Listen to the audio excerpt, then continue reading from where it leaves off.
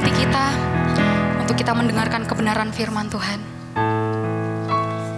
Yes, terima kasih Tuhan. Tiada pernah sedetik pun Engkau meninggalkan kami. Engkau adalah juru selamat kami, Yesus. Walau ku harus berjalan, Yes, dalam lembah kekelaman, perlindungan-Mu, oh Tuhan, nyatalah bagi hidupku. Tiada pernah sedetik pun, tiada pernah Kau tinggalkan. Sungguh mulia dan sempurna, hanya Kaulah yang disembah. Yesus, Engkau juru selamatku, dalam janji-Mu kemenanganku. Selamanya kan ku nyatakan besar setiamu Tuhan di hidupku. besar setiamu dalam hidup kami, Yesus. Walau ku harus berjalan dalam lembah kegelapan, perlindungan-Mu, oh Tuhan, nyatalah bagi hidupku. Tiada pernah sedetik pun, tiada pernah Kau tinggalkan. Sungguh mulia dan sempurna, hanya Kaulah. Mari Bapak Ibu saya undang untuk bangkit berdiri. Yesus, Engkau juru selamatku, dalam janji-Mu kemenanganku. Selamanya kan ku nyatakan besar setiamu Tuhan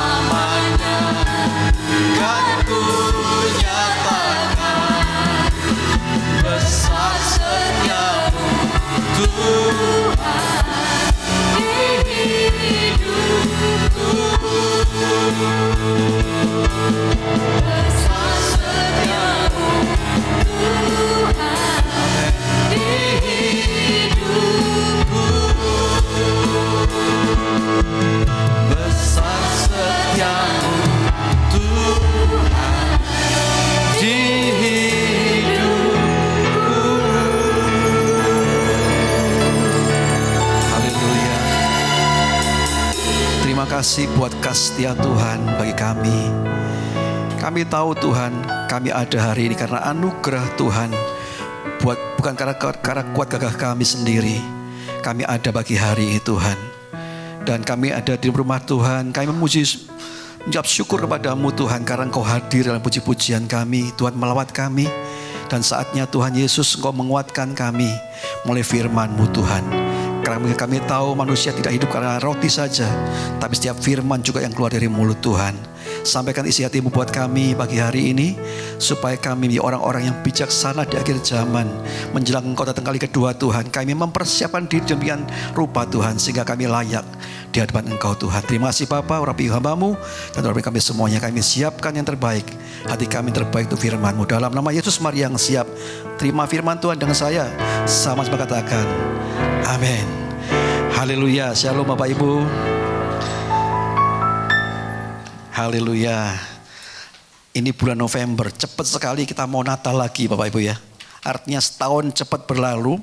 Artinya juga kita juga waspada karena hari-hari kita juga semakin berkurang di dunia ini. Bapak Ibu, saya ingin pagi hari ini menyampaikan satu tema firman Tuhan. Orang sukses itu biasanya dikendalikan oleh tujuannya. Dia kalau bekerja, dia berusaha, bahkan dia melayani pun tahu tujuannya kemana. Tapi orang yang gagal, orang yang mengalir dengan apa adanya, biasanya orang gagal itu mengikuti suara mayoritas. Kemana mayoritas bergerak, dia bergerak di situ. Tapi orang yang sukses adalah orang yang dikendalikan oleh tujuan hidupnya. Bapak Ibu, ada satu hal yang saya ingin sampaikan pada pagi hari ini. Tentang satu hal kebenaran yang harusnya di akhir zaman ini menjelang Tuhan datang kali kedua. Kita menangkap ini. Saya berikan judul Mezbah tanpa api. Mezbah tahu ya? Tempat kita menyembah Tuhan. Mungkin di gereja hari ini mezbah kita menyembah Tuhan. Tapi Alkitab itu berkata bahwa ada kalanya di dalam perjanjian lama itu seringkali ada kalanya orang-orang mempersembahkan mezbah tapi tidak ada apinya. Artinya bahwa mereka boleh beribadah, mereka boleh menyembah Tuhan, tapi Tuhan tidak hadir. Ada satu fase tergelap dalam kehidupan orang Israel. Kita baca 1 Raja-Raja 16 ayat yang ke-31. Seakan-akan belum cukup ia hidup dalam dosa Yerobiam bin Nebat.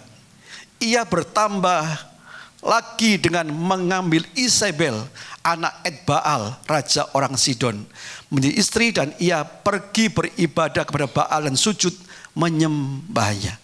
Ini tentang seorang raja yang namanya Ahab. Ahab ini raja yang dikatakan fase tergelap Israel. Kenapa? Belum cukup hidup dalam dosa Yerobiam bin Nebat. Siapa itu? Ketika Salomo meninggal, kerajaan Israel terpecah dua. Ada yang utara dan selatan. Yang utara ini ternyata Tuhan angkat Yerobiam, dulu pegawainya Salomo, jadi raja. Ketika dia besar, dia merintah, tapi tiap tahun sekali rakyatnya itu harus ke Yerusalem, bagian Raja Rehabiam, untuk beribadah kepada Tuhan. Timbul dalam hatinya kekhawatiran, jangan-jangan rakyatku setiap tahun ke Yerusalem nanti dipengaruhi oleh Rehabiam, sehingga nanti aku tidak dianggap lagi sebagai raja, ditinggalkan, sehingga mereka menyembah kepada Rehabiam. Sehingga akhirnya dosanya luar biasa. Dia membuat ibadah tandingan, ibadah yang palsu. Membuat dua patung lembu emas di tempat di dua kota, yaitu di Dan dan di Betel. Di sanalah orang-orang Israel menyembah patung itu dan menyerong hidupannya, imannya kepada Tuhan. Itu dosa besar. Tapi ditambah lagi oleh Ahab, ia mengambil istri Isabel, anaknya Etbaal, raja orang Sidon itu.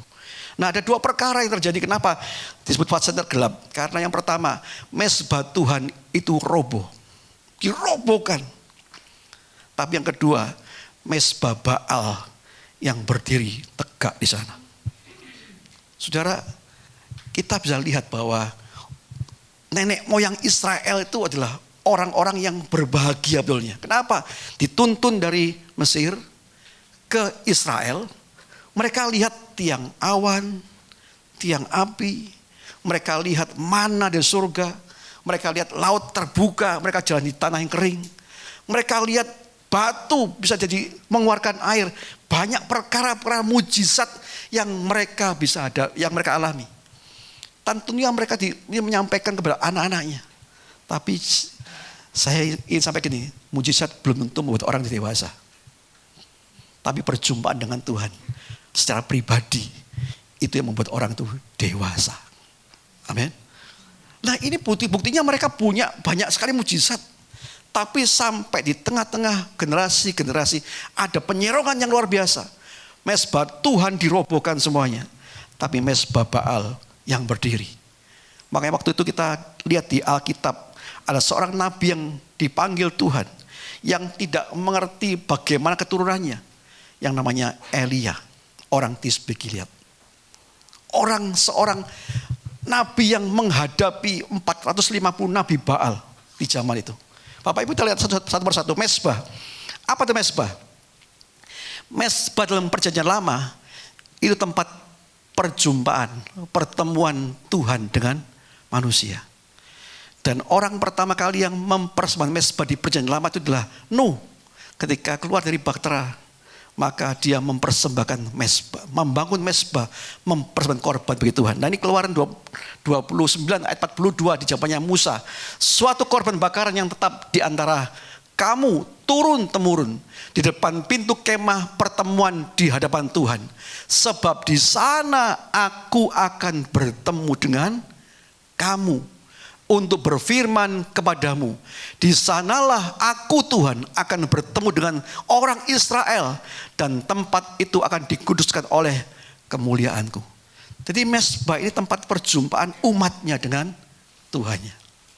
Dalam perjanjian baru, Paulus itu memberikan sebuah hal yang berbeda, yang luar biasa. Ibrani 10:25. Janganlah kita menjauhkan diri dari pertemuan-pertemuan ibadah kita seperti yang dibiasakan beberapa orang.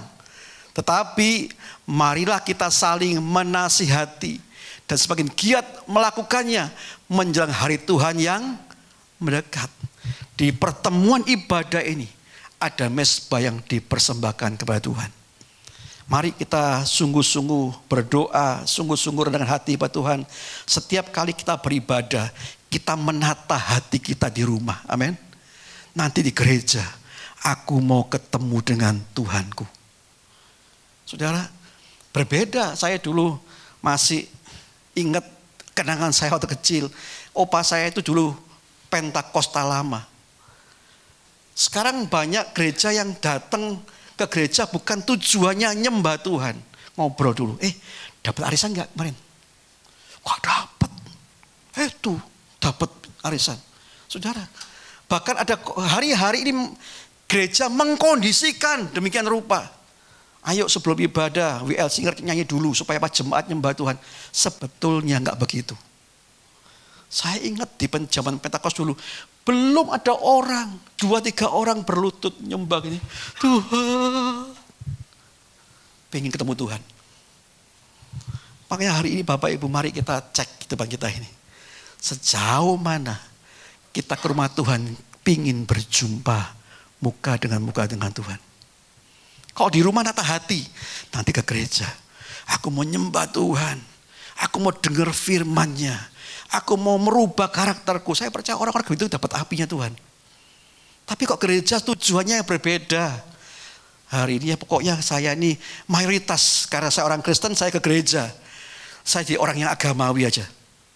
Bapak Ibu, orang seperti itu tidak akan pernah dapat api Tuhan.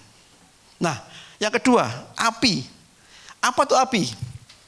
Ada 4 arti api dalam Alkitab. Yang pertama, api itu melambangkan kehadiran Tuhan. 1 Raja-Raja 13 ayat yang 18-38 itu. Lalu turunlah api Tuhan menyambar habis korban bakaran. Kayu api, batu dan tanah itu. Bahkan air yang di dalam parit itu habis dijilatnya. Jadi yang pertama api itu melambangkan kehadiran Tuhan. Bisa mezbah didirikan tanpa Tuhan hadir, tanpa api Tuhan. Bisa. Oh ibadah hari-hari ini didesain demikian rupa, entertain yang luar biasa loh. LED di mana-mana, Kalau perlu gereja diputeri LED. Sound system yang 2 miliar. Dikondisikan suasananya. Supaya apa? Merasa merinding-merinding. Saudara, mari kita belajar. Yang kedua, arti api itu apa? Pemurnian. Yesaya 48:10. Aku menguji engkau dalam api penderitaan. Seperti perak dimurnikan dalam dapur api. Jadi api yang kedua artinya apa? Dimurnikan, pemurnian. Tapi yang ketiga, api yang ketiga itu biar semangat rohani. Amin. Satu firman Tuhan apa yang disampaikan oleh Paulus Roma 12:11, janganlah hendaknya kerajaanmu kendor, biarlah rohmu menyala-nyala dan layani. Orang yang dapat api Tuhan, dia semangatnya luar biasa. Tapi hal ini, ayo pelayanan, ntar dulu, belum waktunya pelayanan. Saudara, hari kemarin tidak bisa kita ubah. Hari ini hari yang terbaik yang Tuhan berikan buat kita untuk kita bisa ubah. Amin. Hari besok belum tentu hari kita loh. Iya kan? Belum tentu hari kita besok. Makanya kalau hari ini kita ada di rumah Tuhan ini dengar firman Tuhan, ayo kita respon dengan benar-benar supaya kita terima api dari Tuhan. Amin. Hari besok bukan milik kita, bisa. Nah, yang keempat, api juga bicara hukuman Allah. Wahyu 20 ayat 15. Dan setiap orang yang tidak ditemukan namanya tertulis dalam kitab kehidupan itu, ia dilemparkan ke dalam lautan api itu. Jadi api melambangkan 4 dalam Alkitab. Yang pertama kehadiran Tuhan. Yang kedua juga dengan pemurnian. Api juga bicara semangat rohani. Tapi api yang 4 juga bicara hukuman ilahi. Nah Bapak Ibu, apa sih arti mesbah tanpa api itu? Arti mesbah tanpa api, coba kita baca 1 Raja 18:26. Mereka mengambil lembu yang diberikan kepada mereka, mengolahnya dan memanggil nama Baal dari pagi sampai tengah hari. Katanya, ya Baal, jawablah kami. Tetapi tidak ada suara, tidak ada yang menjawab. Sementara itu mereka berjingkat-jingkat di sekeliling mesbah itu yang dibuat mereka itu. Bapak Ibu, ibadah itu bisa semarak loh. Tapi tanpa kehadiran Tuhan. Hari-hari ini bisa kita desain musiknya ya. Joel ya. Musiknya tambah orkestra gitu. Wah, keren ini. Banyak orang suka kerennya ibadah tapi dia tidak menghayati bahwa seharusnya yang lebih penting adalah pribadi Tuhan itu hadir dan mengubah hidupannya. Bisa hari ini. Makanya mereka itu berjingkat-jingkat, semangat, panggil nama Baal. Tapi tidak ada suara, tidak ada yang menjawab. Bapak Ibu, mari pagi hari ini kalau kita datang ke gereja, toto hati kita. Tata, nanti di gereja aku mau ketemu sama Tuhanku. Amin. Orang seperti itu pulang pas diubahkan Tuhan. Tapi orang yang datang ke gereja cuma hanya ikuti mayoritas ke gereja, ayo ke gereja. Di gereja ngobrol, main HP, scrolling, selfie, cetak, kirim aku di gereja nih bro. Orang gak gitu Bapak Ibu. Ada orang-orang yang tidak menemukan apinya Tuhan. Ayo kita minta api Tuhan, kehadiran Tuhan, semangatnya Tuhan, amin. Supaya apa? Kita menjadi orang-orang yang semangat di akhir zaman ini. Karena waktunya sudah sangat singkat. Nah, di balik ini, tadi kan belum cukup dosa Yerobeam bin Nebat. Ia mengambil Isabel. Nah, ada pengaruh Isabel yang luar biasa pada waktu itu. Apa pengaruh Isabel kepada Ahab dan Israel? Isabel itu mengajak pada penyembahan kepada Baal dan Asyerah. Ini dewanya orang Kanaan. Biasanya Baal dipasangkan dengan Asyerah. Kalau Baal itu gendernya maskulin, kalau Asyerah ini gendernya feminin. Dipasangkan. Jika mereka punya Baal, dewa-dewa Baal, tiang-tiang Baal dan tiang-tiang Asyerah. Dan Isabel ini sebetulnya adalah anak Raja Sidon. Bapaknya namanya Et Baal atau itu Baal yang artinya dekat dengan Baal. Jadi karena orang tuanya itu imamnya Baal, anaknya pasti nurunin Baal. Makanya kalau kita lihat anak ada orang nakal tuh ya. Dia anaknya sopo nakal. Ya nih bapak anak ibu karena nyontoi bapak ibunya sepanjang harinya. Dan Isabel mencontoh apa yang jadi kebiasaan ayahnya. Itu Baal, dekat dengan Baal. Mengubah suasananya, atmosfernya Israel yang semula menyembah pada Yahweh, Tuhan yang hidup. Jadi menyembah pada Baal dan Asyera. Wah, ini sebuah hal yang gak main-main Bapak. 1 Raja-Raja 18:19. Sebab itu suruhlah mengumpulkan seluruh Israel ke Gunung Karmel. Ini permintaannya Elia. Juga nabi-nabi Baal yang 450 orang itu. Dan nabi Asyera yang 400 itu. Di total 850 nabi. Baalnya 450, 400-nya Asyera. Elia seorang diri. Makanya waktu dia di Gunung Karmel, api Tuhan luar biasa, dia membunuh 450 nabi Baal dengan tangannya sendiri. Tapi ketika Isabel ngomong nih, besok nyawamu akan seperti nabi-nabi itu. Dia kelelahan, dia burn out, dia lari. Makanya mari kita jaga hati kita supaya kita gak lelah rohani. Pelayanan boleh banyak. Pelayanan boleh luar biasa, spektakuler. Tapi api Tuhan di dalam kita nomor 1. Amin. Kalau gak gitu kita kelelahan rohani. Capek dewek. Melayani orang gak berubah-berubah, capek sendiri. Saya tuh melihat Yeremia ya. Nabi yang dipanggil Tuhan sejak kecilnya. Luar biasa. Dia dipanggil Tuhan untuk apa? Memberikan warning, peringatan pada orang Israel karena penyimpangan rohani. Tapi selama dia melayani, nubuatnya tidak pernah digubris seorang pun dari Israel sampai dia mati. Kalau orang ngomong itu gagal, nabi gagal. Tapi Tuhan mengangkat Yeremia sebagai nabi besar di Alkitab kan. Kenapa? Karena dia setia dalam panggilannya. Bapak Ibu, api Tuhan tidak akan hadir kalau ada ilah lain dalam hati umatnya. Makanya pagi hari ini datang ke gereja bukan cari yang lain, tapi cari pribadinya Tuhan. Amin. Banyak orang ke gereja, maaf ya, cari sugih, cari sukses. Tujuannya itu. Bahkan di gereja pakai nama sukses kan, tujuannya itu. Padahal tujuan kita adalah kepada Tuhan. Nyembah kepada Tuhan, api Tuhan yang luar biasa. Saudara, ini akhir zaman tidak main-main loh. Akan banyak hal-hal yang menyimpang yang terjadi tanpa sadar. Diserongkan pelan-pelan. Akhirnya kita jauh dari kehendak Tuhan. Padahal kita harus berjalan dari hari ke hari. Makin kuat menghadap Tuhan di Sion. Amin.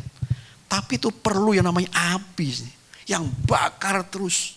Makanya orang-orang Pentakosta nyanyi, api Roh Kudus bakar hatiku dengan kasih yang murni dari Kalvari. Lagu-lagu lama ya. Tapi mari loh, kita belajar pagi hari ini. Api Tuhan tidak akan mungkin hadir kalau di dalam gerejanya umatnya punya ilah lain dalam hatinya. Datang ke gereja motivasinya berbeda. Tuhan mau berjumpa dengan umatnya. Tuhan menghampir Tuhan dengan umatnya. Tapi umatnya pingin yang lain. Nah, next. Pengaruh Isabel dalam gereja masa kini itu apa? Wahyu 2 ayat 20. Tapi aku mencela kamu. Karena kamu membiarkan perempuan Isabel. Yang menyebut dirinya Nabiah. Mengajar dan mendorong hamba-hambaku. Supaya berbuat zina. Dan makan persembahan berhala. Dalam kitab Wahyu itu ada 7 jemaat. Yang 5 ditegur Tuhan. Yang 2 dipuji Tuhan. Yang 2 ini jemaat apa?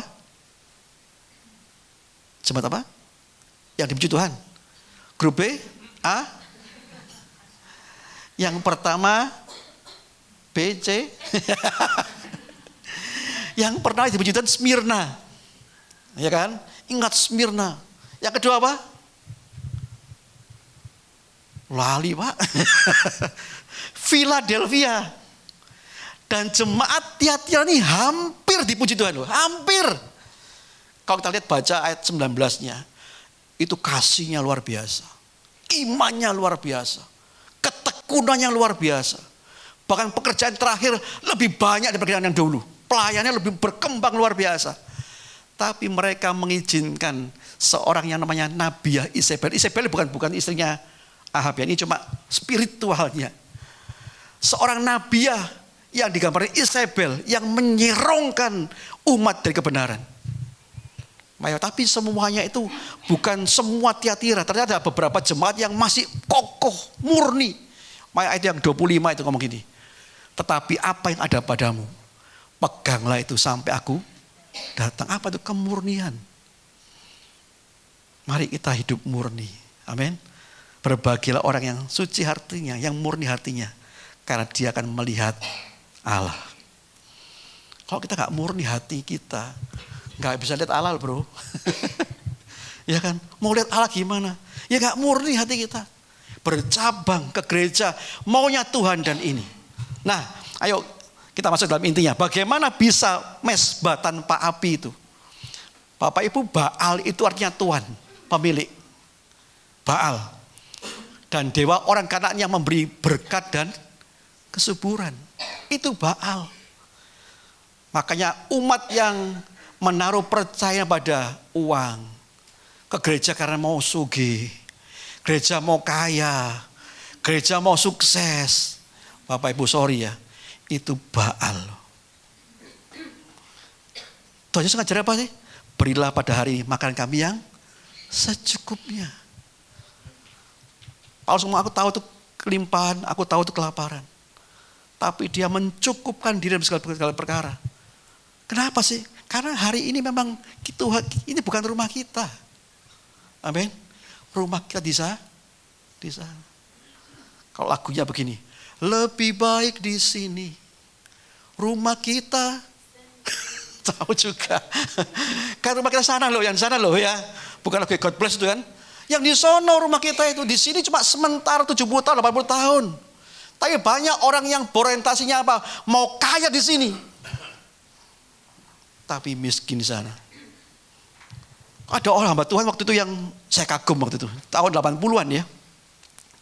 Tanya jemaat begini. Kalau hamba Tuhan saya sebutkan namanya pasti tahu lah. Tapi gak usah lah ya. Buat apa. 80 tahun dia ngomong gini. Saudara, saya berikan pilihan. Anda mau miskin di dunia, tapi kaya di surga. Atau Anda kaya di dunia, miskin di surga. Mau yang mana? Mau yang mana Pak Jimmy? Kaya di dunia, miskin di surga. Atau miskin di dunia, kaya di surga. Mau yang mana Pak Jimmy?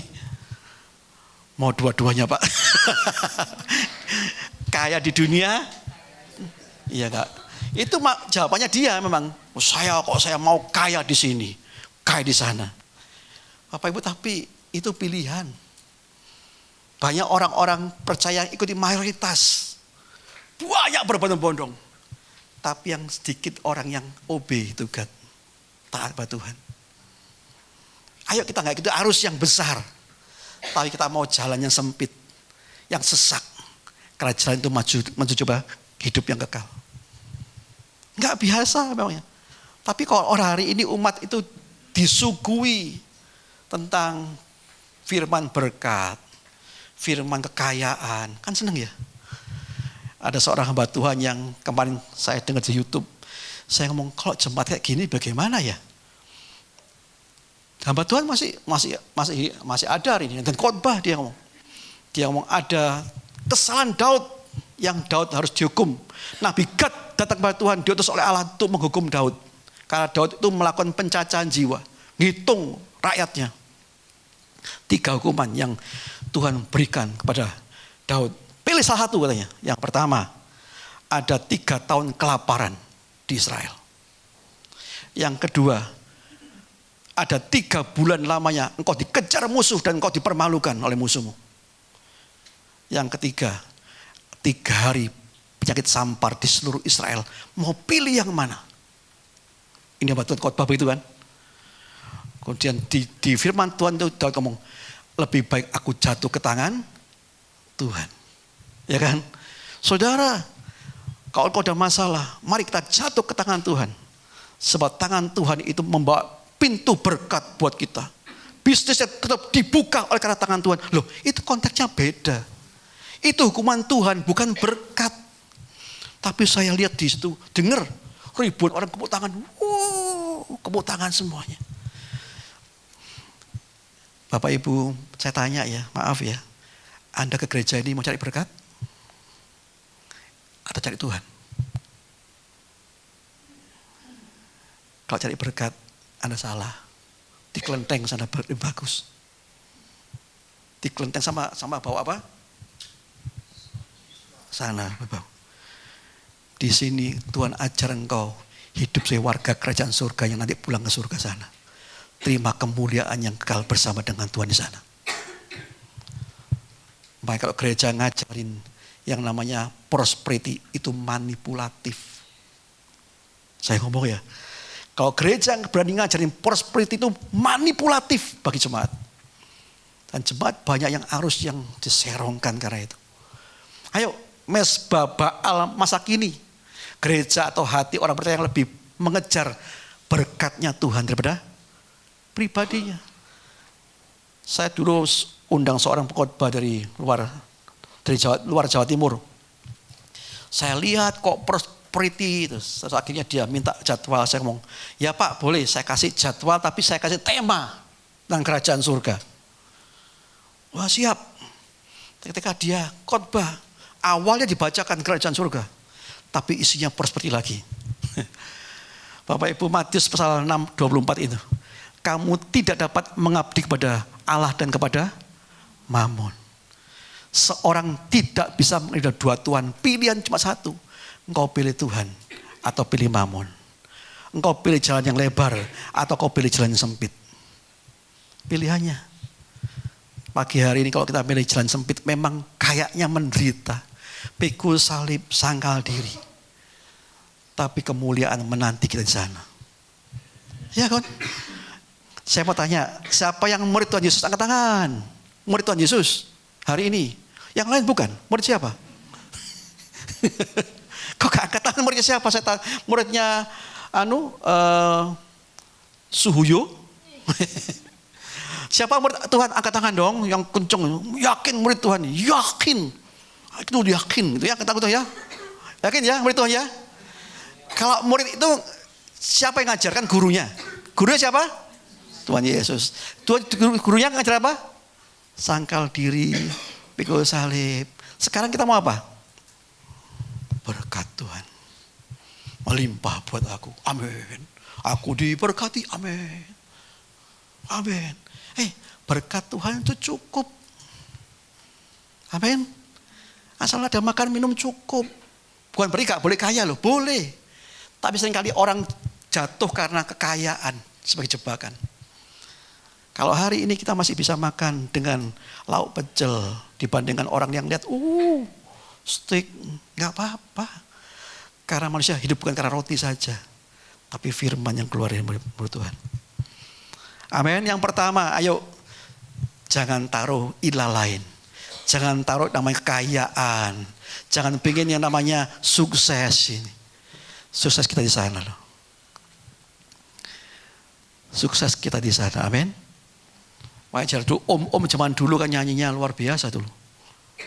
Meskipun saya susah menderita dalam dunia, saya mau iring Yesus. Oh bisa ya? Genset bisa ya? Gensi bisa ya? Kalau kita nyanyi, kadang nyanyi begitu. Saya mau iring Yesus. Ya supaya pikiran kita diubah. Karena mindset kita harus diubah Bapak Ibu. Karena tahun 80-an sejak Injil Kemakmuran datang ke Indonesia, itu rusak semua di Indonesia. Zamannya 80-an, saya lihat mimbar gampang pecah Bapak Ibu. Karena hatinya hancur, cari Tuhan. Tapi 80-an, hidup kaya, sukses. Amin, berubah. Kayak hidupnya berubah. Saya mau iring Yesus, saya mau iring Yesus sampai. Lah itu loh. Meskipun saya susah menderita dalam dunia, saya mau iring Yesus sampai selama. Kenapa kok mereka mau derita di dunia ini? Di sini rumah kita sesungguhnya. Kita dihormati. Kita diberikan kemuliaan. Amin. Di sini memang harus menderita. Kita musafir kok mau enak. Kan Abraham tuh bikin kemah, bikin mesbah, ya kan? Kemah dan mesbah ini kan satu hal yang gampang dibongkar. Kemah gampang dibongkar. Tapi rumah kita di sana. Makanya Tuhan Yesus ngomong, Pak, aku pergi ke Bapa menyiapkan tenda. Bukan ya. Menyiapkan rumah bagi kamu. Kalau tenda ya dibongkar, tendanya loh sakit penyakit gitu kan. Kemudian nggak apa-apa, mau khotbah mulut mules, ya kan? Mau khotbah stres kali ya. Mau khotbah mau keringat dingin. Ya karena tenda gampang dibongkar. Di sana rumah kita yang sesungguhnya. Rumah masa depan kita bersama dengan Tuhan Yesus. Amin. Nah, yang kedua, kenapa mesbah tanpa api? Ada tiang-tiang Asyera yang tidak disingkirkan dalam gereja. Satu raja yang menyingkirkan, seorang raja yang menyingkirkan Asyera itu Yosia. 2 Raja 23 ayat 6 dan 7. Raja Yosia menghancurkan tiang-tiang Asyera dan kuil pelacuran bakti di rumah Tuhan. Kalau dalam bahasa Alkitab sundal bakti. Apa sundal bakti itu? Ya nyembah Tuhan tapi juga nyembah yang lain. Itu persundalan pelacuran bakti. Hatinya percaya Yesus. Ketika ada masalah dia cari yang lain dan percaya yang lain. Asyera itu melambangkan penyembahan pada hawa nafsu. Kenikmatan dunia. Gereja bisa punya tiang Asyera kalau kekudusan sudah diabaikan. Di Jakarta saya dengar nih. Seorang WL kemudian berselingkuh dengan orang lain. Kemudian ketahuan. Pendeta ngomong gini, ya aku ampuni kamu lah. Aku ampuni. Jangan berbuat lagi ya. Tapi kamu melayani. Karena kamu punya talenta katanya. Saudara, di kala mimbar tidak ada kekudusan lagi. Itu tiang Asyera sedang didirikan. Baik gereja itu perlu namanya kekudusan. Yakobus pasal 4 ayat 8. Mendekatlah kepada Allah dan ia akan mendekat kepadamu. Tahirkanlah tanganmu, hai kamu orang-orang berdosa. Dan sucikanlah hatimu, hai kamu orang yang mendua hati. Ngomong sebelah kanan kiri. Ayo sekali Yesus, selamanya Yesus yuk. Amin. Jangan mendua. Kalau punya pacar misalnya. Pacarnya siapa? Pacar saya namanya Anton. Bawa ke gereja Anton, digandeng. Pak Gembala, ini pacar saya Anton. Oh ya, gereja mana Anton? Oh gereja sana Om. Oh ya, senang ya. Baik-baik ya, ya Om. Kemudian berjalanlah waktu. Kemudian si perempuan ini, si Maria ini, tiba-tiba kelihatan di kafe dengan seorang laki-laki lain yang namanya Andreas. Kemudian Antonnya lihat begini, loh. Itu artinya mendua hati. Kadang-kadang kita percaya Yesus, cu Yesus, tapi kita juga cu yang lain. Iya kan? Mari kita belajar pagi hari ini. Sekali Yesus, apa yang terjadi? Selamanya Yesus. Amin. Nah, yang terakhir, bagaimana api tanpa api? Mesbah tanpa api kalau kita gak menyingkirkan namanya roh Isabel dalam hidup ini. Wahyu 2:20, tetapi aku mencela kamu karena kamu membiarkan perempuan Isabel yang menyebut dirinya nabiah. Nabi itu mengajar, ya kan? Nabi itu menyampaikan pengetahuan. Nabi itu menyampaikan firman. Itu kan yang menyebut dirinya nabiah, mengajar dan mendorong hamba-hambaku supaya berbuat zina dan makan persembahan berhala. Gereja tanpa api apabila meninggalkan kemurnian ajaran dan buka telinganya pada pengajaran palsu yang menyenangkan telinga. Hari ini kalau khotbah tentang prosperity coba, semua tepuk tangan sampai jamin. Kayak begini khotbah gak disenangi Bapak Ibu. Tapi ayo belajarlah bahwa ikut Tuhan itu bukan engkau kaya di sini. Tapi engkau kelimpahan di sana. Amin. Pindahkan pikiranmu yang di sini ke sono. Dan itu gak mudah. Saya harus bergumul dengan jemaat saya, pindahkan pikiran. Karena apa? Sebagian, karena kalau diomong, kira 75% jemaat saya prosperity. Ya, ke Tuhan minta apa? Minta duit. Minta suki. Kalau di khotbah prosperity, orang lain, wah seneng. Tapi ketika dibukakan, Tuhan bukan seperti itu konsepnya Tuhan. Tuhan mati bukan supaya engkau kaya. Kan ada lagunya Pak, yang miskin diperkaya. Kan bukan itu maksudnya ya. Tuhan mati supaya kita, dulu kita miskin, kita melarat karena dosa. Sekarang kita kelimpahan dalam hidup yang kelimpahan bersama dengan Bapa. Itu maksudnya. Makanya hari ini mari kita dengar pengajaran yang murni. Amin. Jangan pengajaran yang aneh-aneh. Yang omon-omon doang. Mari kita belajar seperti apa yang Tuhan mau. Supaya kita sampai ke negeri seberang bersama dengan Tuhan. Saya mau pulang. Habis ini pulang Bapak Ibu. Pulang ke surga. Saya mau pulang ke Yesus. Di mana susah tak ada lagi. Saya mau pulang ke surga. Belakang langit biru ada. Tapi saya gak pernah dengar loh. WL nyanyi begini. Nyanyi kan itu. Terima sukacita. Nyanyi begini gak apa-apa kan. Bukan tempatnya di gotong royong aja lah lagu ini. Belakang langit biru. Meskipun takut-takut gak apa-apa loh. Takut-takut lebih baik ya kan. Daripada orang gak takut semacam sekali. Masih jauh. Tapi hari-hari kan Tuhan Tuhan datang mau dekat sekali kan waktunya.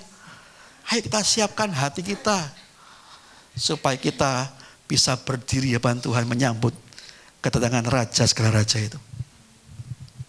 Belakang langit biru dan mahkotaku. Nah, Bapak Ibu, api Tuhan akan datang. Bagaimana kalau next? Api Tuhan datang apabila dalam Mazmur 51 ayat yang ke-17, korban sembelihan kepada Allah ialah jiwa yang hancur. Hati yang patah dan remuk tidak akan kau pandang hina, ya Allah. Dari bahasa Indonesia yang sederhana, kurban bagi Allah adalah hati yang remuk, redam. Hati yang tunduk dan bertobat tidak kau tolak. Jadi kalau hari ini konsep kita datang ke gereja, Tuhan seminggu ini saya punya salah. Saya marah dengan orang Tuhan. Saya marah dengan pegawai saya marah dengan suami saya marah dengan istri saya marah dengan anak-anak saya. Itu Anda datang ke gereja punya konsep begitu, Tuhan ampuni saya. Hati yang remuk redam tidak Tuhan tolak. Tuhan akan mengampuni. Tuhan dekat dengan orang-orang yang hatinya hancur. Amin. Menyembah dengan kemurnian, tidak ada yang lain tujuannya selain menyenangkan Tuhan. Pagi hari ini, ayo kita jalankan Tuhan. Amin. Oh, waktu kita singkat Bapak Ibu, 70 tahun, 80 tahun kalau kuat, ya kan? Selebihnya apa? Kakek-kakek, nenek-nenek, buat susah. Nih, apa? Mak belum makan, gak dikasih makan sama suamimu, baru saja itu belum dicuci piringnya, pikun. Saya nggak mau hidup menyusahkan anak saya begitu kan? Lebih baik pulang dengan hati yang bersukacita dengan Tuhan. Amin. Satu kali teman saya meninggal. Ya, dia minta Tuhan kalau saya meninggal jangan sampai saya menyusahkan orang. Bahkan istri saya. Ini orang GBI, pejabat dari Porong. Orang yang rendah hati. Dulu pernah dia ikut staf BPD tapi berapa tahun yang lalu rendah hati. Enggak merasa dirinya pejabat. Enggak. Kok ketemu Pak, rendah hati sekali. Satu kali pagi itu dia ngomong sama anak-anaknya gini. Nak, nanti gak usah ke gereja ya. Gak usah ke gereja ya nak. Kenapa? Nanti kalau ada apa-apa dan bapak gimana? Padahal gak ada tanda apa-apa Bapak Ibu. Gak ada tanda apa-apa. Oh gitu ya Pak. Iya jangan ke gereja ya. Temani Bapak ya. Karena sore itu ada ibadah pemuda. Oh iya ya Pak. Sore jam 4 sore dia panggil tukang pijet karena badannya sakit semua, dipijet Bapak Ibu. Dipijet. Setengah jalan pijetan dia ngomong, Pak bentar ya, tak ke belakang mau buang air kecil, kebelet nih. Oh iya Pak. Kemudian ke belakang dia. Ditunggu setengah jam nggak muncul Bapak Ibu. Lu kan kaget, kemana setengah jam? Dia lihat kamar mandi kosong kamar mandinya. Tapi di sebelahnya ada kamar kecil, ada kayak tempat tidur orang Jawa ngomong balai yang ya amben gitu ya, kasur kecil gitu ya. Kemudian dia tidur tangannya begini. Mati dewi Bapak Ibu. Kata orang mati dewi katanya orang. Tapi saya ngomong orang ini sudah siap masuk ke dalam surga. Nggak ngerepotin orang lain. Dia mau ke kamar kecil, nggak jadi kali ya. Ke kamar ke tidur itu kemudian dia gini. Ya jadi tangannya nggak ada yang giniin, dia sendiri begini. Mati sendiri. Orang banyak tawa, mati dewe Pak. Tapi saya lihat begini. Orang ini sudah siap loh. Orang rendah hati, murni hatinya adalah orang yang melihat Tuhan. Amin. Jadilah jemaat yang murni hati, rendah hati. Jangan ada ilah lain. Kayak uang, pangkat, jabatan, gak usah lah. Jangan ada hawa nafsu. Ayo kita ikut murni dengan Tuhan. Supaya kita bisa berjumpa muka dengan Tuhan nanti. Amin. Saya undang tim singer maju ke depan. C. Dengan pujian dengan saya pagi hari ini, pujian lama Bapak Ibu. Datanglah ke gereja dan sebuah konsep yang benar. Betapa besar kasih pengampunanmu Tuhan, tak kau pandang hina hati yang hancur.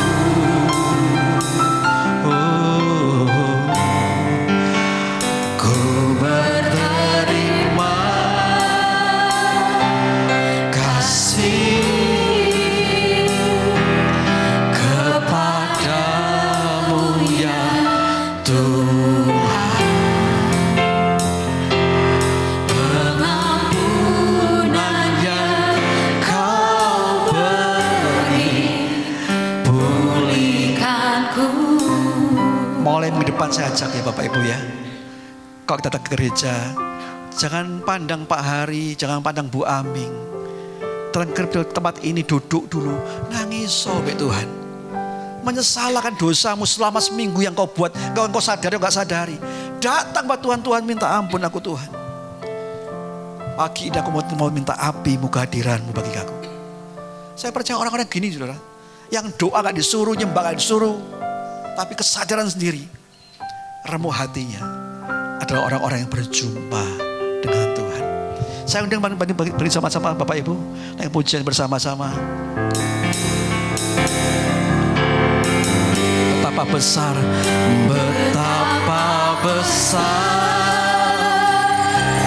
kasih pengampunanmu Tuhan.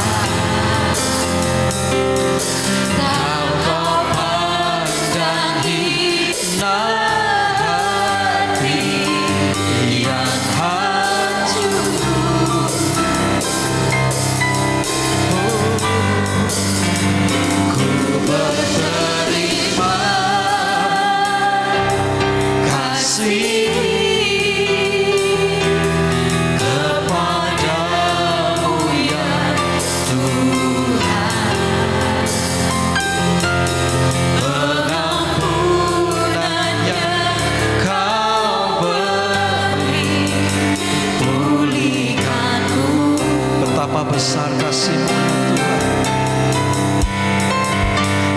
Betapa besar kasih pengampunanmu Tuhan, tak kau pandang hina hati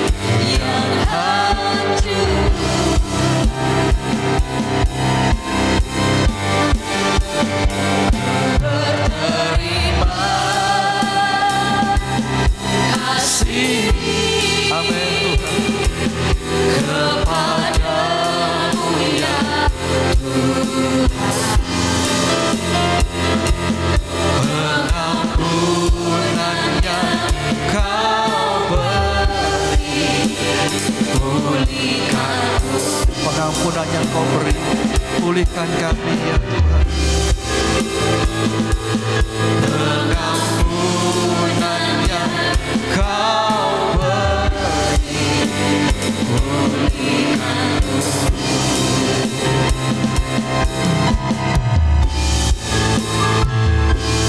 Pengampunan yang kau beri, pulihkan. Haleluya. Tuhan Yesus, terima kasih untuk teguran-Mu buat kami semuanya pagi hari ini. Biar kami datang ke gereja-Mu dan konsep yang benar Tuhan. Di tempat ini kami mau mementuankan Engkau Tuhan. Tempat ini kami mau ketemu dengan api-Mu ya Tuhan. Dan biarlah Tuhan sekarang ini Tuhan, bila pikiran-pikiran kami yang salah, Tuhan yang tegur kami. Dan kami mau memperbarui pikiran kami Tuhan.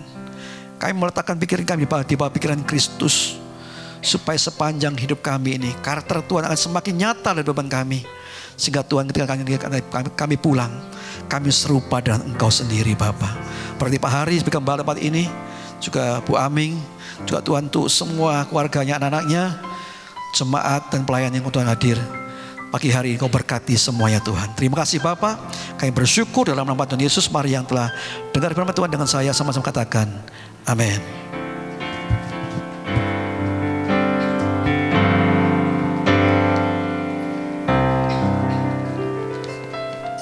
Shalom. Atas nama GB Hope kami mengucapkan terima kasih buat pelayanan Bapak Pendeta Agus. Tuhan Yesus memberkati Pak. Saya langsung kepada pengumuman. Bagi saudara yang ingin memberikan persembahan, bisa mengambil amplop yang ada di depan saudara dan memasukkannya ke kotak persembahan di pintu keluar setelah ibadah ini selesai. Dan ibadah online dapat diakses nanti sekitar jam 1 siang dan linknya akan diinformasikan melalui grup WA gereja. Dan untuk membangun hubungan intim dengan Tuhan, gereja mengajak semua jemaat untuk menyembah Tuhan di rumah masing-masing. Setiap pukul 8 malam, saudara bisa mengajak seluruh anggota keluarga untuk terlibat di dalam penyembahan. Dan doa malam diadakan hari Rabu pukul 7 malam, mohon hadir 15 menit sebelumnya. Dan Komsel GB Hope bisa dilihat melalui tayangan yang ada di depan Bapak Ibu Saudara. Kami undang Bapak Ibu untuk bangkit berdiri. Kita tutup ibadah pagi ini dengan doa. Bapa di dalam surga, terima kasih buat waktu, kesempatan, hari yang masih Engkau beri. Kami bersyukur Tuhan, bila kami dapat berhimpun di tempat ini dalam keadaan yang baik, merasakan damai sejahtera dan dipenuhi sukacita, serta sentuhan-Mu melalui hadirat-Mu Tuhan. Makasih buat firman-Mu yang disampaikan oleh hamba-Mu, firman yang menguatkan, firman yang mengingatkan, firman itu diteguhkan oleh kuasa Roh Kudus. Beri kami hati ya Tuhan, hati yang kudus, hati yang tulus. Kami minta api-Mu Tuhan.